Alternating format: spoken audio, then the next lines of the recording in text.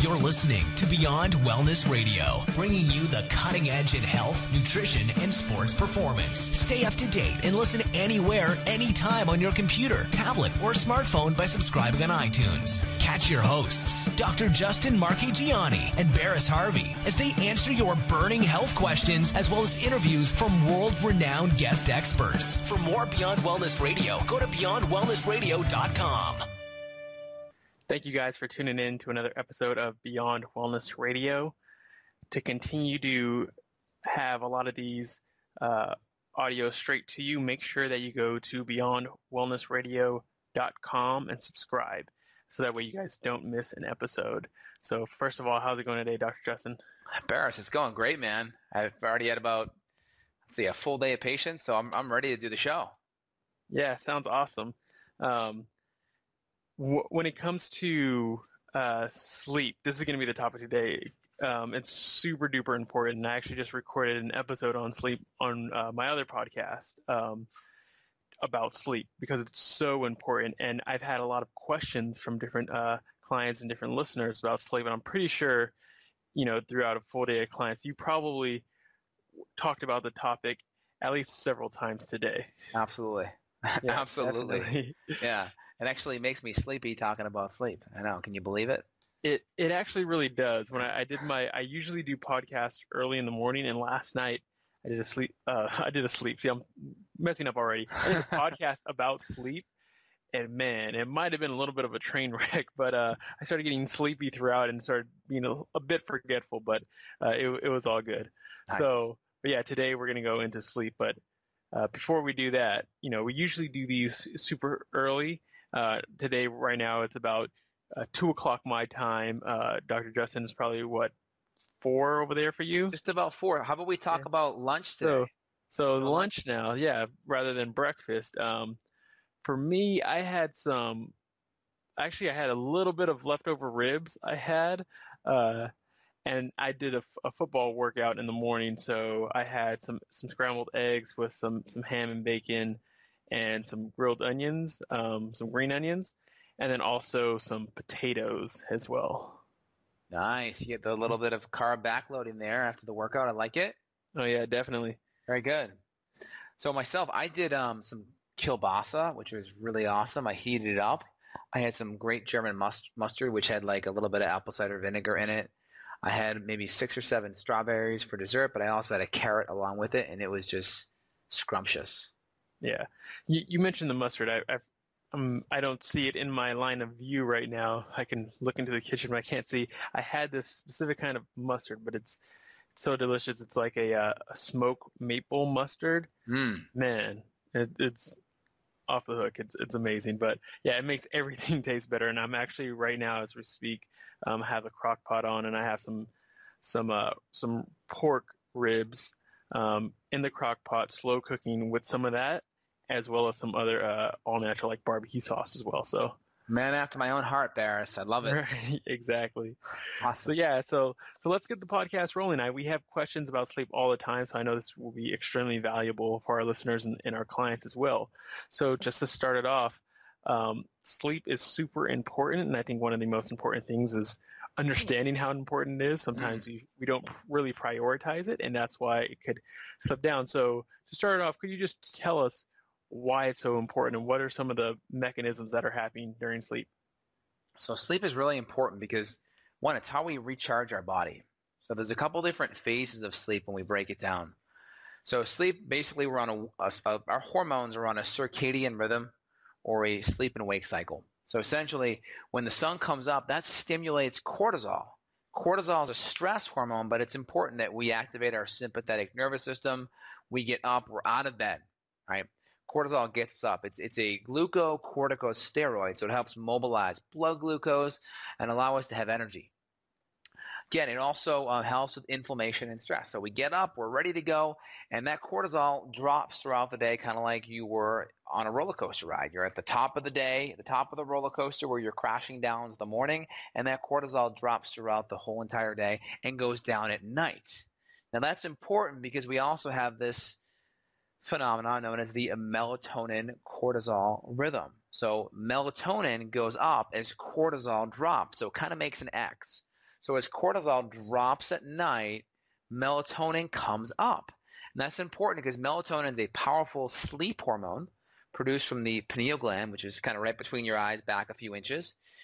And again, it's very powerful because it's an antioxidant, and it helps you get to sleep, and it helps you get into deep phases of sleep. Mm-hmm. Definitely. It's funny that you mentioned like the deep phases of sleep, because I know we probably have some clients that have some issues with sleep and have been put on different medications. And one common medication is Ambien that I hear of. So Barris, when we talked about our cortisol rhythm, we also have a sleep rhythm too, as we kind of were alluding to earlier. And what happens in the sleep rhythm is through right around the hours of 10 p.m. to 2 a.m., that's where growth hormone's at its highest. So it's really important that we're in bed at or around that time so we can access or tap in to that growth hormone stimulation. And if we're not asleep at that time, we won't be able to plug into it. So we really want to make sure we do our best to plug into the growth hormone, because that really helps repair muscles, repair our body. Definitely on the structural side, it's very, very powerful.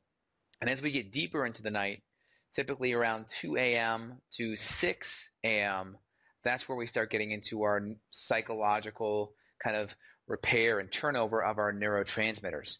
That's why if we get to sleep, typically around 1 or 2 at night, you may not feel great physically the next day, but typically you can still think. So we want to make sure we tap into both of those.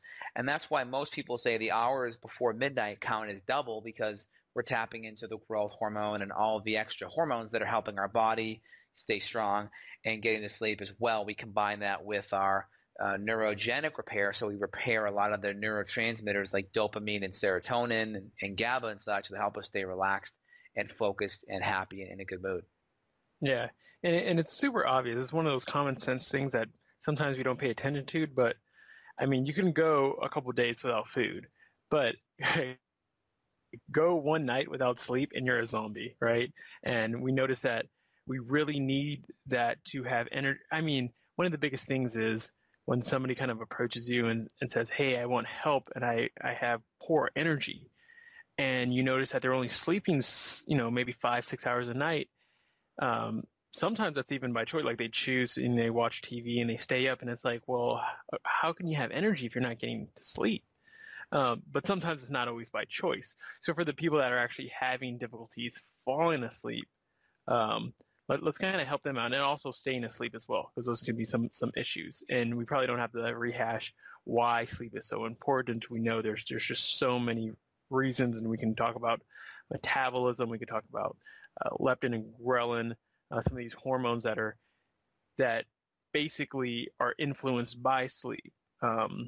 So I'm going to switch it up right before we get to kind of what are some of the things that we can do to improve getting to sleep and staying asleep. Actually go over that real quick about basically how our metabolism is influenced by sleep and probably why that happens as well. So again, our metabolism is affected by sleep because not getting enough sleep literally can create an insulin-resistant state. So you can go out there and Google. There's many studies on this where you look at sleep. Just go into Google right now. I'll do it as a chat. Type in sleep deprivation and insulin resistance. I'm doing it right now. And what you're going to find is a handful of studies out there. There's one study, for instance, where they took college students that were healthy, no problems. They sleep deprived them, I think, 3 or 4 hours a night, 4 hours a night sleep for, I want to say, 2 weeks. And in that 2-week time period, what they found was they were literally pre-diabetic. They were nearly insulin resistant. Yeah. This is called finals, right? Yeah. So during finals times, and that's probably when they gain their freshman 15, and also all the other is just probably from staying up. Yeah. So I have the study right here. I pulled it up. I can't believe I did it that fast. Typically, when you go through PubMed, it takes a little bit of time finding the studies.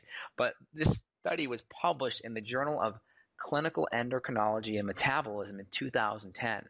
The study was called, it's actually a single night. I've seen ones of 2 weeks, though.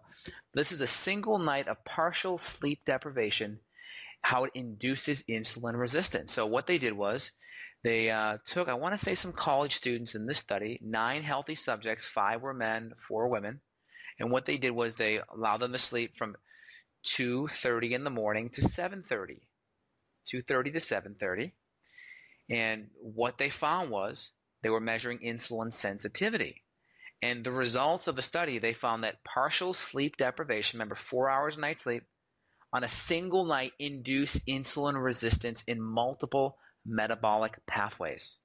And basically they were correlating this study, just saying that the physiological observations may be relevant when you're dealing with glucose in patients who are type 1 and type 2 diabetic. So this is really important. If you're dealing with someone who is a clinician and who's dealing with type 1 or type 2 diabetic patients that have glucose problems already, well, before we look at metformin and all the other drugs out there, or even nutrients like, herbs like bitter melon or alpha lipoic acid and cinnamon, which I think are great, work on the foundational stuff too, like sleep.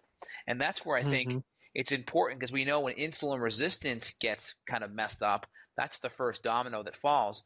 Then we'll start seeing leptin resistance, and leptin controls satiety. Then we'll see issues with other satiating hormones like peptide YY and adiponectin and ghrelin and the whole 9 yards. And this can set us up for just the inability to really feel satiated after meals, and it just creates a cascade of becoming more of a fat storer than a fat burner, right? We're relying more on sugar for fuel, which really sets us up for a whole bunch of impaired performance regarding how we think and feel and look. Wow. Yeah, that's wild. And that's only after, one night too. So, I mean, just the next day, your body is going to have more of an issue handling sugar than the day before, just by staying up late. And maybe it could just be because of work. Sometimes you're studying, but you have to understand how important that sleep is. So for people having trouble with sleep, of course, one of the easiest things to do is kind of regulate sleep hygiene. And I don't necessarily mean just like, being clean, but just the environment, because we are creatures of our environment. So could you kind of give us some tips and some strategies on how we can improve kind of the foundational stuff before we start kind of tinkering with other things? Okay. So again, we know that light stimulates cortisol, right? And cortisol and melatonin have inverse relationships. So by just getting exposed to light, I mean, seriously, you are shutting down your melatonin. So one of the first things you can do is just get your house ready. So like at nighttime, come 8 or 9 o'clock, get those lights turned down. If you want, you can be super cool, like myself and my fiance, rocking our blue blocking sunglasses at night, sitting there with our sunglasses on and rocking that. That could be helpful too. I actually just purchased one of Dave Asprey's blue night lights. Or it's one of the light bulbs from his website that does not have the blue light in it. So it's like a blue blocking night light. And I have that in my bathroom. So I keep that on only if I have to go in there at night, and I use the sunglasses, and then I keep my lights down low. And that's kind of like getting my hygiene really ready for bed. So 1 to 2 hours of just keeping the light down, keeping the stimulation on my pineal gland off, so the melatonin can be really, really strong. Yeah, that's super important, is keeping the blue light. And I also have one of those lights in my bathroom. It's basically kind of like an amber glow. Yes. Almost the same kind of light as if you had a candle lit. And I'm pretty sure our ancestors, they might have lit fires, but it's not going to interfere and have that blue light that's going to kind of stimulate us to wake up. You're not around a campfire like, ooh, I have a bunch of energy now. Like, you're still going to kind of wind down. And it's funny how if you go camping or if there's a power outage, naturally you're going to be going to sleep a little bit earlier. But now when you're in your house and you have, the lights on, you're going to stay up as long as, I guess, as you please. Absolutely. So that's one of the first things that I do. Also, there's lots of different things in functional medicine land that we can do to help with sleep. But one of the first things, we just want to make sure people's diets are dialed in. So good quality protein and fat, and making sure your blood sugar is not going too high up or too low before bed. Typically in functional medicine, it's kind of a good training type of idea. If we're seeing patients that are having a hard time going to sleep, we're always thinking high cortisol at night. And high cortisol is going to happen from a couple different reasons, right? Stress, eating too much refined sugar before bed. So making sure diet's dialed in where there's appropriate amount of healthy fat, healthy protein, and maybe just enough carbohydrate for your metabolic needs. That can be helpful. Also, when we see high cortisol, we may bring in things that are adaptogenic. These herbs, these herbal medicines that are called adaptogens can be really helpful in getting that cortisol down or at a moderate level, typically 1.5 units around bedtime so we can get to sleep. So one of my favorite things that I do is I use Tulsi tea, which is a brand from the Organic India company that uses holy basil. And again, holy basil is an adaptogenic herb, and they called it holy basil is because typically when it was discovered years ago, I think in Egypt, the Egyptians would say that they felt like they were one with the gods when they would take this herb. So that's kind of how it got that name, which is pretty interesting. You never forget it once you hear it in that context. So I take holy basil before bed, and they have different flavors. They have sweet rose, they have lemon ginger, they have honey chamomile. I kind of have 4 or 5 of them, and I rotate between them every night. And that just kind of helps get my brain and the cortisol and my HPA axis kind of more dampened so it's ready for a good night's sleep. That's a really simple thing hygiene-wise, is the good, nice, relaxing tea, the blue blocking sunglasses, turning the lights out, and just really getting, your atmosphere kind of in a more relaxed fashion. Yeah, I also have Tulsi tea. It's really, really good for that, and it just tastes good too. And it's a really good routine as well. It kind of gets your body into the state where the same way people kind of might even start to feel awake right when they walk into a coffee shop because they know, hey, I'm about to get my coffee, and their brain kind of remembers this routine and starts to energize. You might do the same thing with the tea where you get it and you know that, hey, this is my time to wind down and to relax. Yes. And yeah, definitely. Another really good way to do it is to take a magnesium bath. So using Epsom salts or magnesium flakes and taking a bath and to be able to relax. And this might not be something you do every night, but can be beneficial. I'll let Dr. Justin kind of go into the reasons why getting magnesium transdermally could be beneficial to you before you go to sleep. So magnesium is probably one of the most deficient nutrients in our food supply. I mean, there's many, many studies on that. Go to PubMed, just type in magnesium deficiency in food. It's ridiculous. And it's one of the cheapest products out there too. Now, I'm a big fan of using a good quality chelated magnesium. I like the magnesium dimalate or glycinate. These are really good. They're highly absorbable. It's typically, if you're doing citrate or oxide, they can be used better for constipation. But again, the chelated ones tend to do the best. Now, again, magnesium helps kind of get the parasympathetic nervous system going. It helps relax the body. So there's a handful of studies. I just have a few in front of me. One's called The Effects of a Magnesium Deficient Diet on Sleep Organization in Rats. And what they found is they did these brain scans, kind of these EKGs of the brain, to look at the electrical patterns in the brain. And what they found were the more aberrant the electric patterns were basically a sign of the more deficient magnesium was in the diet.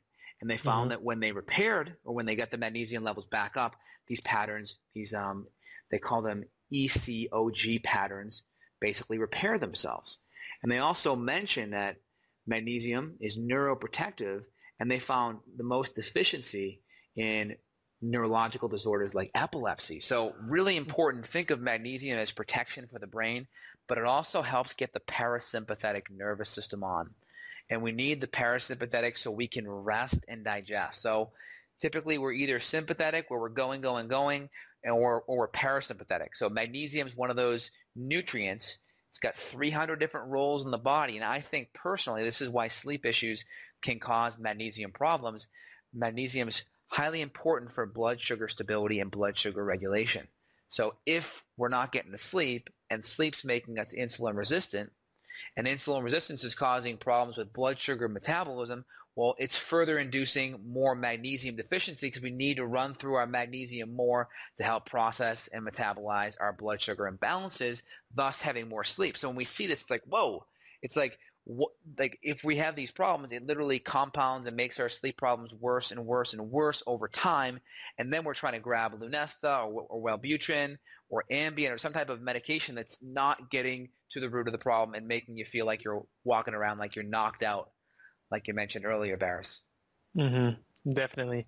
And for people that just want to test it, you can go to a natural food store and get yourself like a small packet of something called of Natural Calm, which is just a magnesium citrate, just really simple. You can grab like a packet, or I know they have like 5-packet sample sizes for like a buck, maybe $2, $3, and you can try it for yourself and just take one of those packets with some water and drink it before you go to bed, and you'll notice an improvement in your sleep, and that improvement might signal you that you might have a deficiency in magnesium. And it's one of the easiest and simplest things you can do. And then, like we mentioned, Epsom salts or magnesium chloride, which is magnesium flakes, can be even more beneficial because you're going to get it transdermally. And you can also make an oil or buy an oil form of it as well. Yeah, I love it. Mm-hmm. There's another excellent study out there I'll share with the listeners. It's called The Effects of Chronic Sleep, basically on HRV or heart rate variability, on catecholamines, so this is adrenaline, and then also intercellular magnesium levels. We'll put a copy of it in the show notes. But again, HRV is really cool because that's basically looking at the unevenness between heartbeats. So if you have the M wave or M wave 2, that's kind of looking at heart rate variability. And it's said that the higher heart rate variability you have is just a sign of all kinds of good. It's a sign of really good health. All right. And what this study did, they looked at students during final exams. They looked at 30 healthy males of college age. They took the study 4 weeks, so they took it during and after the exams. And what they found was their HRV went down. HRV function went down as they had more sleep debt. Their magnesium deficiency decreased. That's a red blood cell magnesium. And their epinephrine went up as they had more and more sleep issues. So it's not really causative, but clinically we see that when we improve magnesium, we improve sleep quality, and that magnesium could also be a support for adrenal fatigue because we're seeing more and more adrenaline come up the more we have sleep issues. So if you think you're adrenally fatigued, getting some good magnesium on board there will be helpful because it will help reduce your adrenals from whipping out all that adrenaline, which is norepinephrine and epinephrine, and that will help your body heal. Because the more we're in fight or flight and breaking down, the less we're going to be producing good quality sex hormones on the flip side. Mm-hmm. And isn't it funny that magnesium is also required for proper glucose utilization and signaling insulin? Like we know that when we don't go to sleep on time, it's going to interfere with our insulin, and we'll be more insulin resistant the next day from the study that Dr. Justin just mentioned. But also, if our intercellular magnesium is low, it's going to make it even harder, and it's going to throw off our blood sugar regulation, which Dr. Justin mentioned is going to require more cortisol. So basically, I'll break it down for the listeners and make it a little bit more understandable. But basically, if you're going to sleep late, you're going to throw off your blood sugar, you're going to throw off your insulin, and you probably throw off your magnesium. You'll need more of this stuff to make you to operate better. And when your magnesium is lower, it also makes it harder to utilize your blood sugar.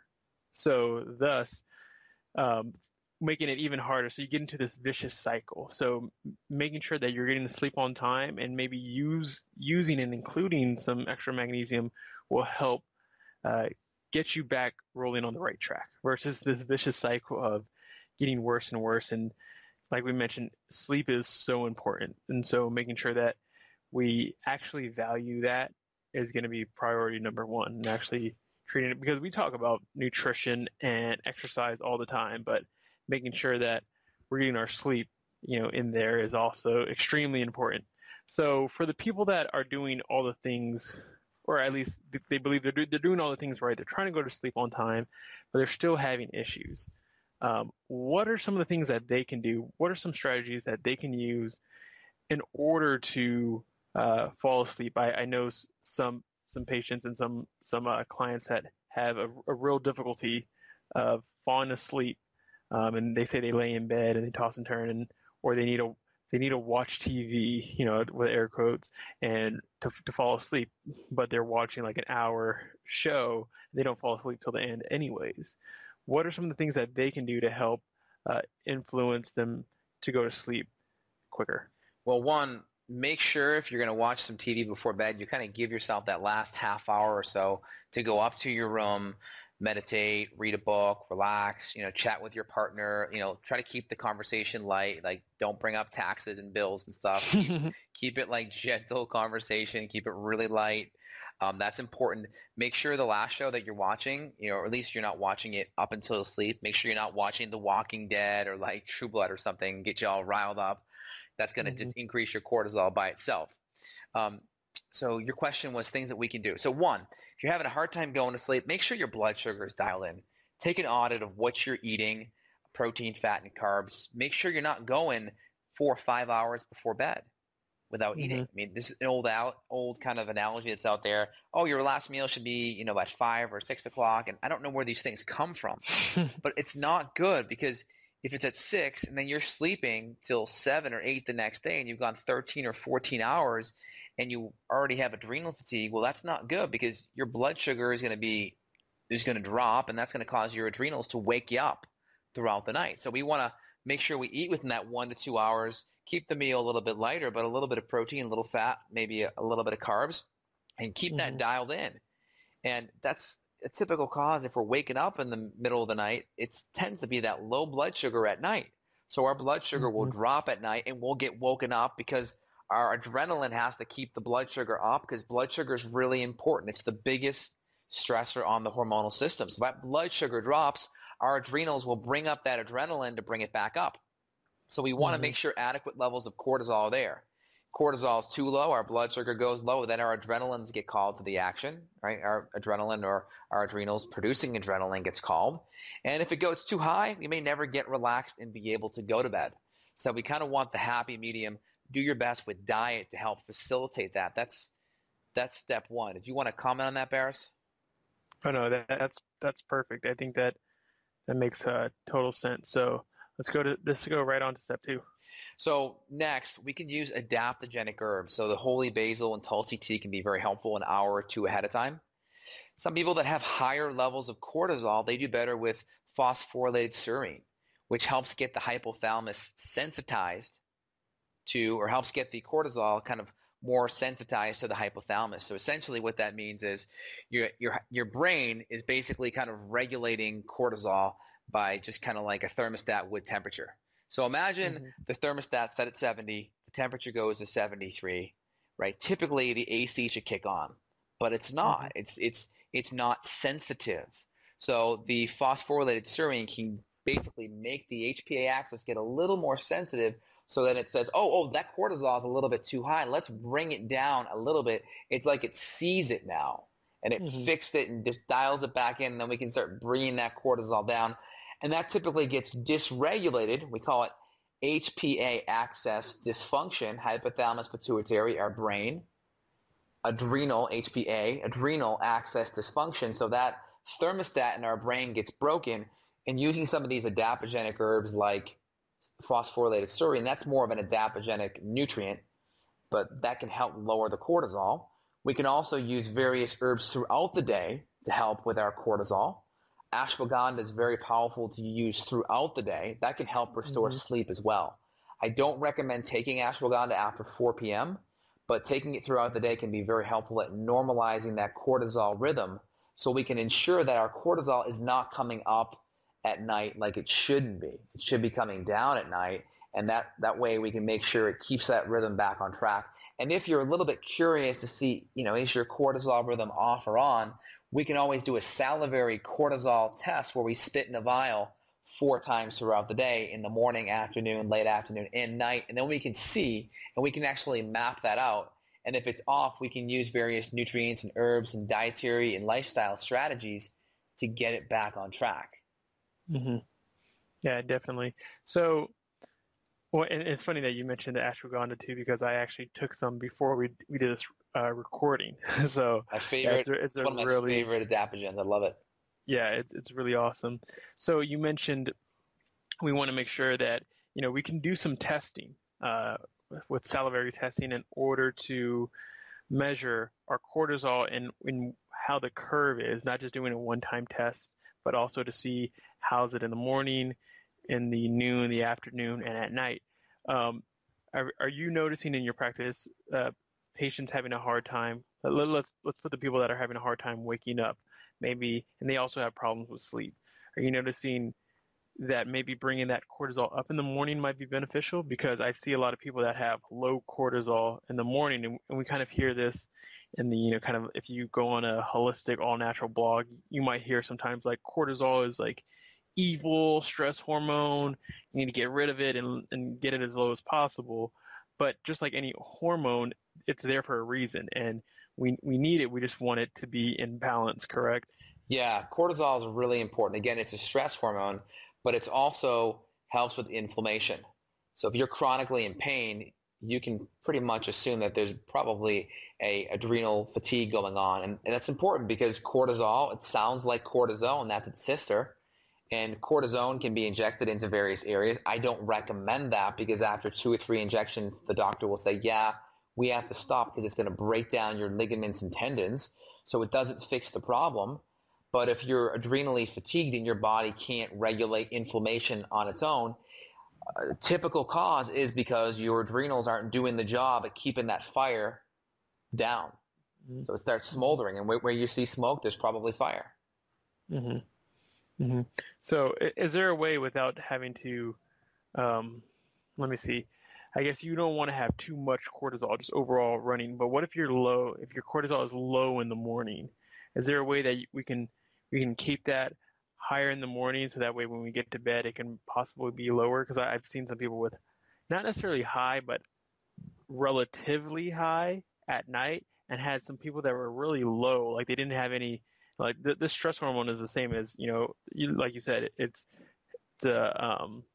happens when there's more inflammation as well, and it's our natural painkiller as well as kind of like our energy supply. So if we don't have much in the morning, we could be sluggish. Are there ways that we can kind of bring that up in the morning while keeping it lower at night? Yeah, so I would recommend hitting up specific herbs like ashwagandha and first thing in the morning. That's very powerful. We could even use some licorice root first thing in the morning to kind of, well, the ashwagandha is going to get the HPA axis kind of in sync. And the licorice basically helps extend the half-life of cortisol. Licorice doesn't have that same type of HPA axis type of effect, but it extends the half-life of cortisol. It inhibits the enzyme that breaks down or metabolizes cortisol.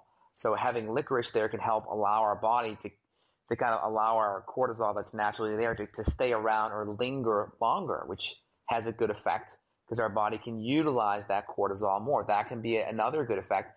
Even taking in a glandular, depending on how fatigued someone is, they may need a little bit of glandular with some bioidentical cortisol in there because they're so fatigued. And that can be helpful to kind of jumpstart the HPA axis for a period of time.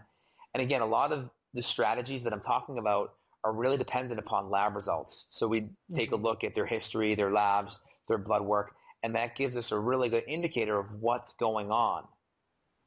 And so, for instance, we'll run on blood panels, we'll run a red blood cell magnesium, and we'll see it. If it's below 5.5, that's kind of on the low side. Typically, I like the top third of the reference range, which is about 6 or above, that we know that they would definitely benefit with a therapeutic dose of magnesium, and they would use some really good adrenal adaptogenic herbs. Another one of my favorites, Eleuthero. Eleuthero can be pretty stimulatory as well, and it also supports the sex hormones too.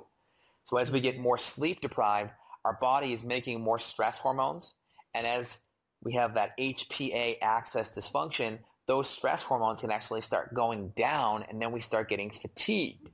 And taking these herbs can help bring some of those stress hormones back up, but also modulate the stress itself by getting the brain and that thermostat back on track.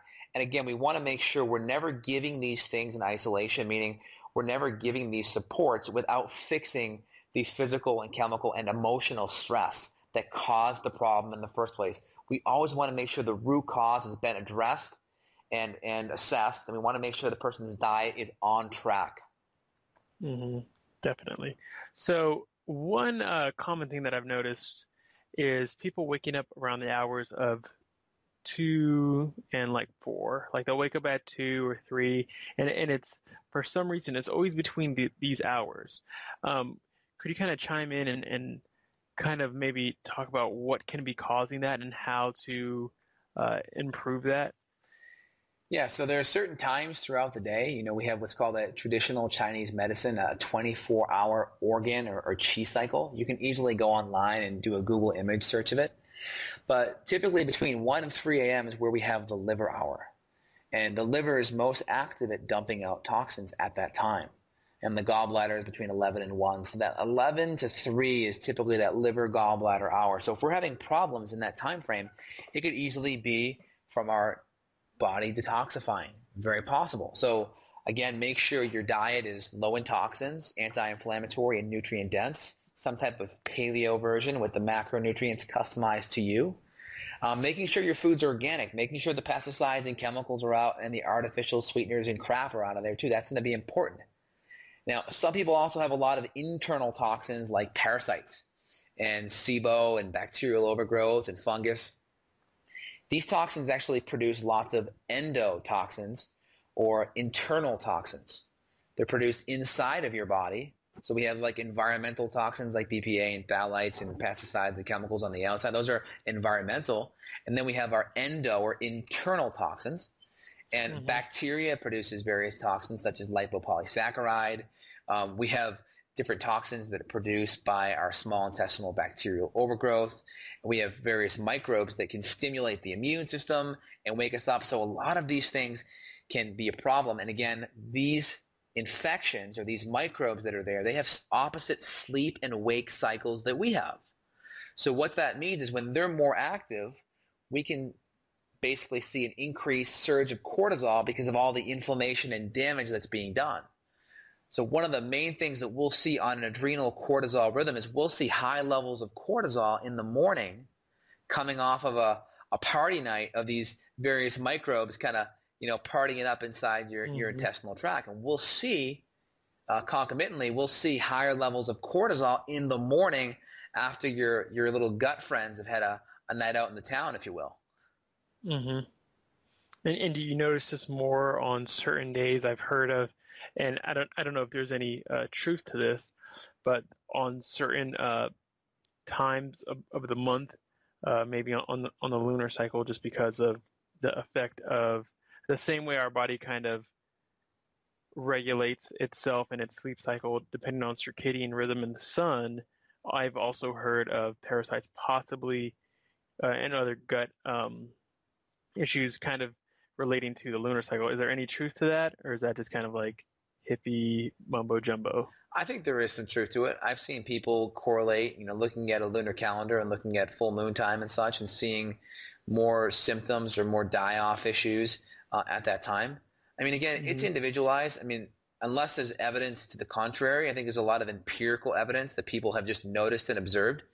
And, frankly, no one's going to do a multi-million-dollar study to figure this out. So there's no drug to be made off it. So we just are very empirical and try to be as objective as possible. And I think I've encountered a fair amount of people that have noticed that.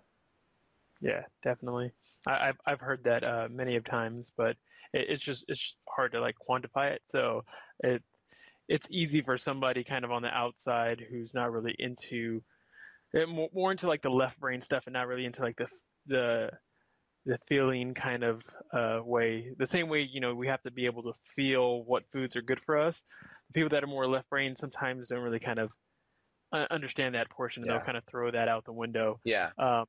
But yeah, so what are, go ahead. So it's great to have research, right? We have research on magnesium and other nutrients. It's great to have research. And when we have research, we use it. The problem with research is today, when we have lots of, nutrients and things that aren't really marketable, we can't really make the billion or millions of dollars like drug companies can. So you're not going to get all this funding, right? You're going to see some independent universities doing things, and doctors like myself will look at that and use that evidence to support it. But again, we don't have the $1 billion payroll, so we're not going to be able to do a study on every single thing. So in my opinion, clinical evidence, doing things, trying it, looking how you observe, N equals 1. Myself, I have, hundreds, if not thousands of patients I'm working with that I can, kind of draw influence from and do various things and have them report back to me. And we can always, see if we're seeing a beneficial effect. So again, just because we don't have a study for everything, it's not the way to go. And then again, we have most studies out there are all industry funded. And when the industry, like the drug company, or like when we look at aspartame or artificial sweeteners, when they fund studies, they're 99.9% in favor. So you also have to look at who's funding the studies. So ideally, independent studies are the best, but frankly, you're just not going to get a ton of them because there's not a whole bunch of money to make off of a $10 jug of, natural calm, frankly. Yeah, right, exactly. Yeah, it's so true. So what are some of the things that we can do in case we have any of these party animals down in our gut? What are some of the things that we can do to kind of hush that down, get them out so that way they're not causing stress and they're not causing a cortisol splurge in the middle of the night? So again, if someone's having these issues, I'm working with a handful of patients right now with these exact problems. We want to identify the infections. Some people have more than one infection, and it takes multiple treatments to get to them all. We could see small intestinal bacterial overgrowth, various SIBO type of bacteria that's overgrown. We could see various parasites, Giardia, Ehisto, Enterobacter, bacteria, Cryptosporidium, various amoebas. These can cause stress at night as well. So we want to identify what the infection is ideally and use some type of broad spectrum antimicrobial on it. And again, the dosage is so important. Like when I mentioned a lot of the herbs, you can have a really good herb, but if the quality isn't there of the herb, right? If it's just a cheap, crappy supply of it, or if we're not using it in the right therapeutic dosage, you may not have the same effect. Mm-hmm. Yeah, and that's what's important about either going to, a high quality like natural food store that might have high quality supplements, or getting like practitioner grade supplements to kind of avoid some of those problems I've noticed. And again, too, some of these companies, because there's not too much regulation by the FDA, like there's a lot of rules set, but that doesn't mean it's super.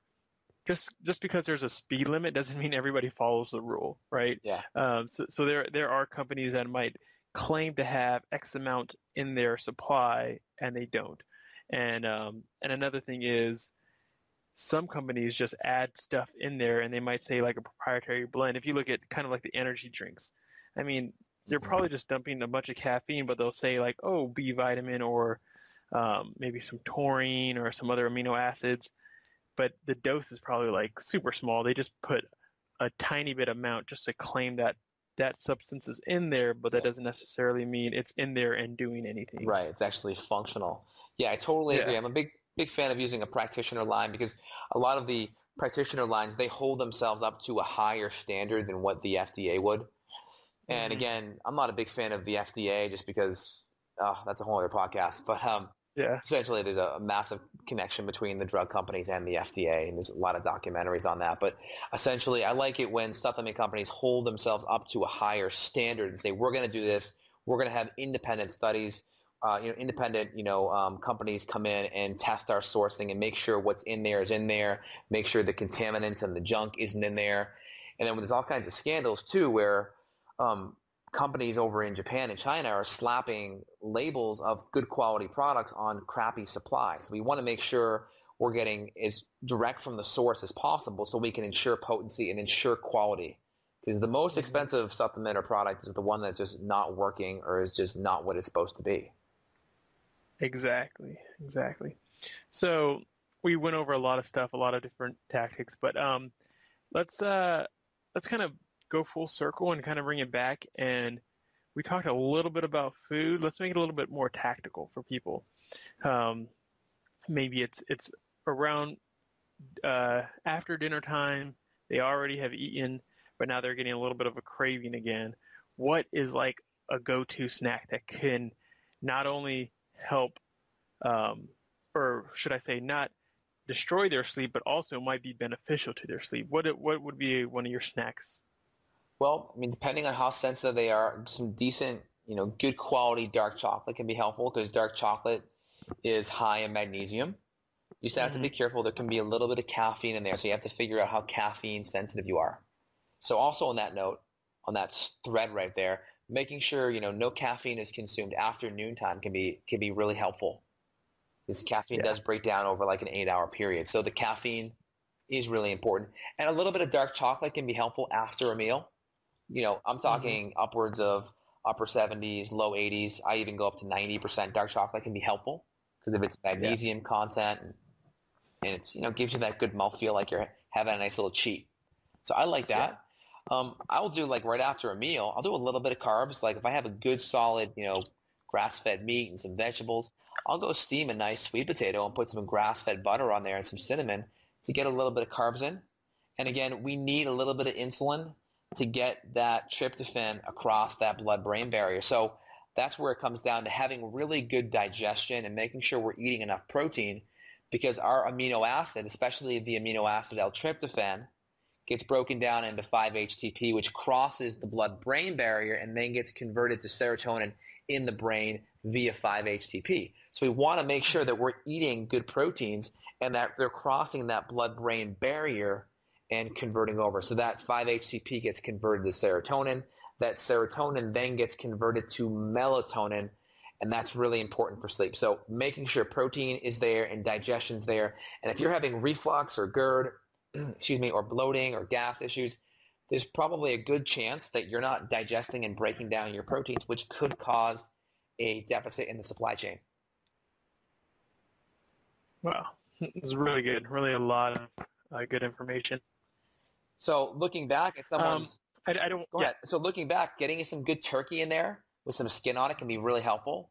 Maybe having a little bit of carbs with that to help bring up that insulin and help shuttle that serotonin or 5-HTP across the blood-brain barrier can be very helpful from a dietary perspective.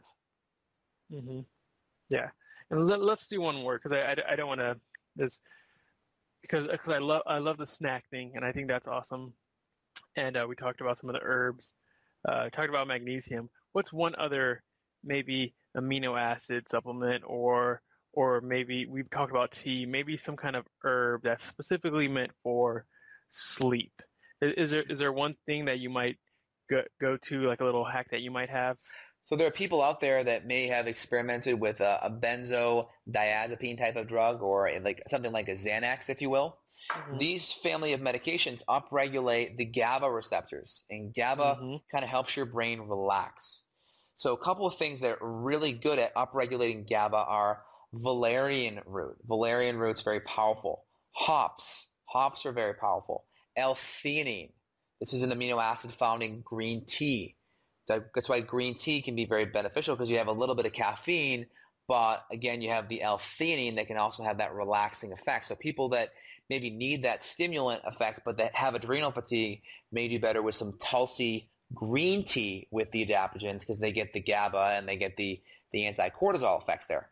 But adding in the L-theanine, adding in the valerian, the hops, passion flower, lemon balm, these are great herbs that help kind of upregulate those GABA receptors, potentially even adding in some GABA itself.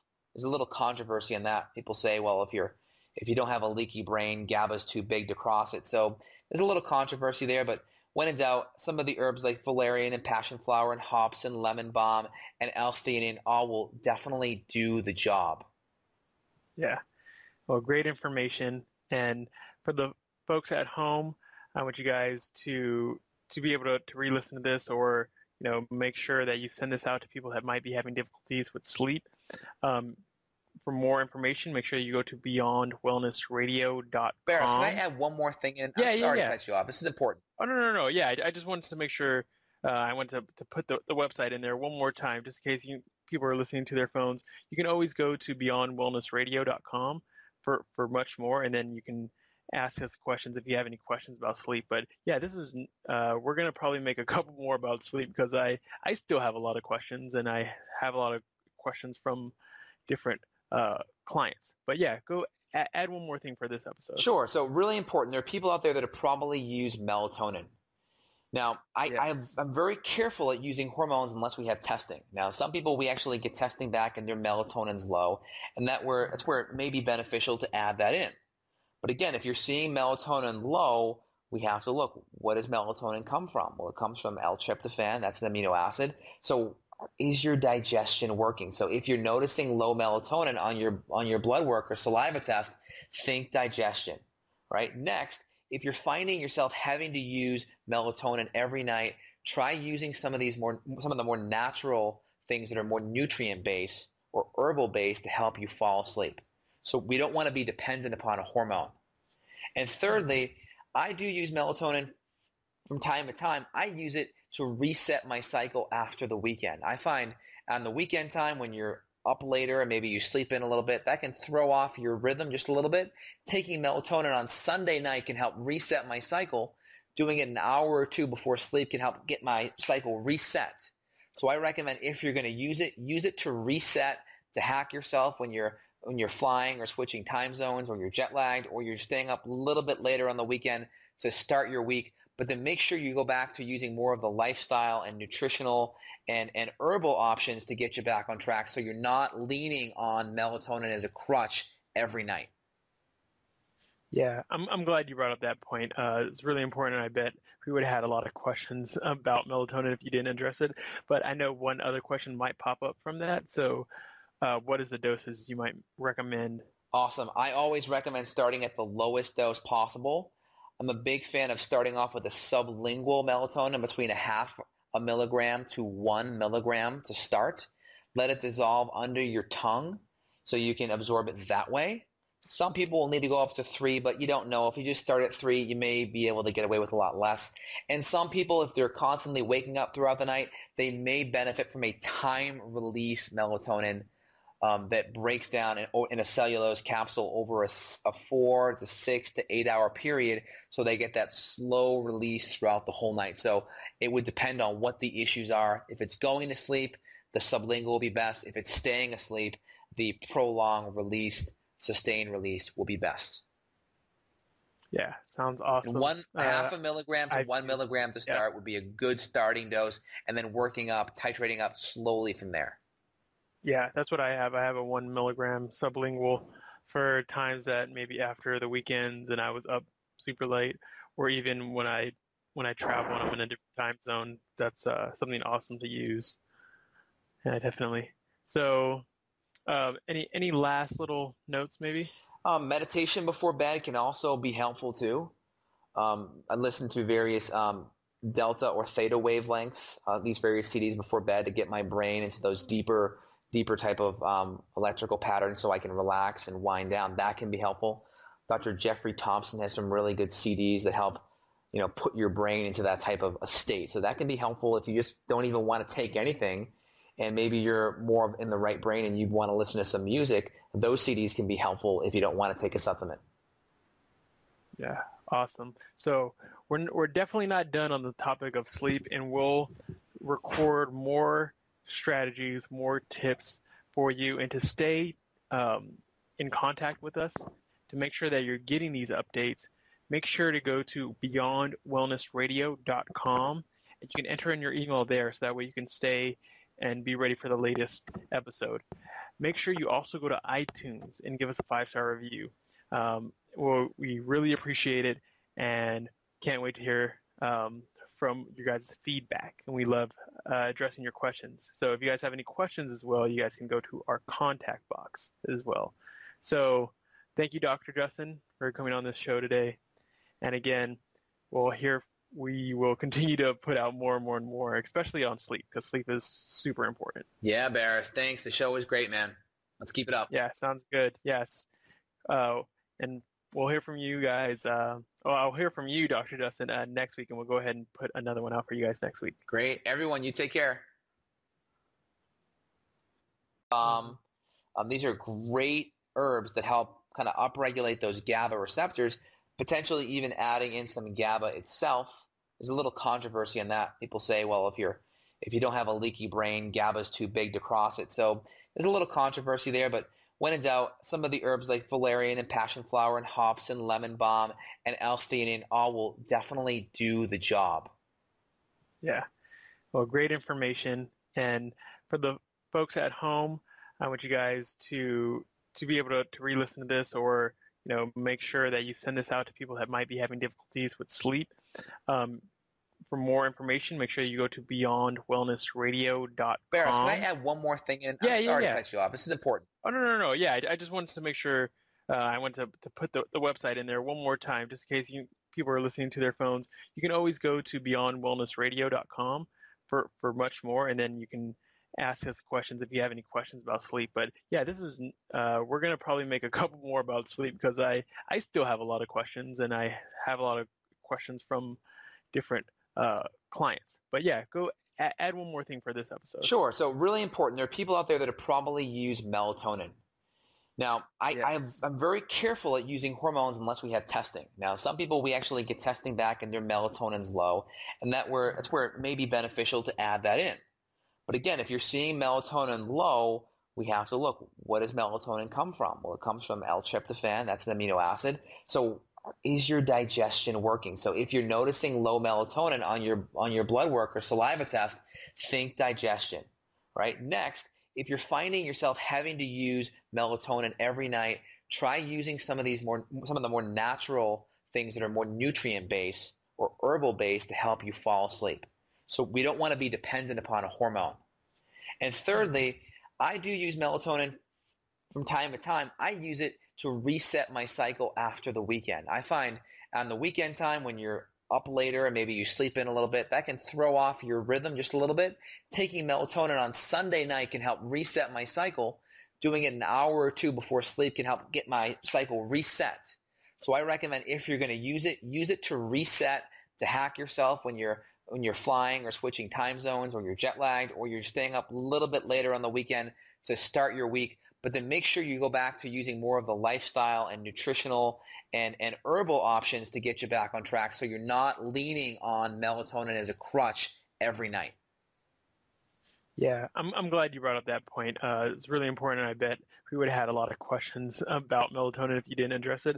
But I know one other question might pop up from that. So what is the doses you might recommend? Awesome. I always recommend starting at the lowest dose possible.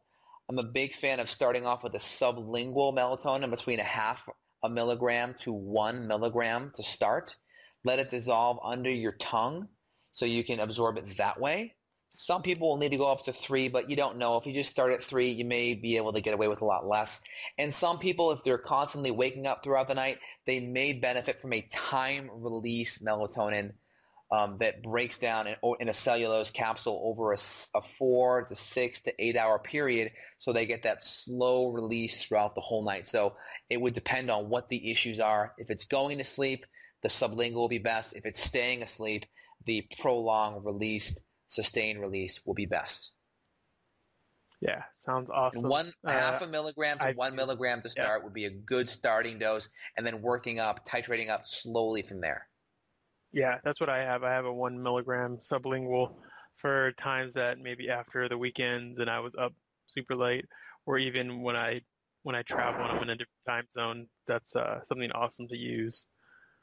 Yeah, definitely. So, any last little notes maybe? Meditation before bed can also be helpful too. I listen to various delta or theta wavelengths, these various CDs before bed, to get my brain into those deeper type of electrical patterns so I can relax and wind down. That can be helpful. Dr. Jeffrey Thompson has some really good CDs that help, put your brain into that type of a state. So that can be helpful if you just don't even want to take anything, and maybe you're more in the right brain and you want to listen to some music. Those CDs can be helpful if you don't want to take a supplement. Yeah, awesome. So we're definitely not done on the topic of sleep, and we'll record more strategies, more tips for you, and to stay in contact with us, to make sure that you're getting these updates. Make sure to go to beyondwellnessradio.com, and you can enter in your email there, so that way you can stay and be ready for the latest episode. Make sure you also go to iTunes and give us a 5-star review. We really appreciate it, and can't wait to hear from you guys' feedback, and we love addressing your questions. So if you guys have any questions as well, you guys can go to our contact box as well. So thank you, Dr. Justin, for coming on this show today. And again, we will continue to put out more and more and more, especially on sleep, because sleep is super important. Yeah, Barris, thanks. The show was great, man. Let's keep it up. Yeah, sounds good. Yes. And we'll hear from you guys. I'll hear from you, Dr. Justin, next week, and we'll go ahead and put another one out for you guys next week. Great. Everyone, you take care. Got a question for Dr. J? Go to BeyondWellnessRadio.com/question. Then tune in to hear the answer. Also, if you like the show, review us on iTunes. For more Beyond Wellness Radio, go to BeyondWellnessRadio.com.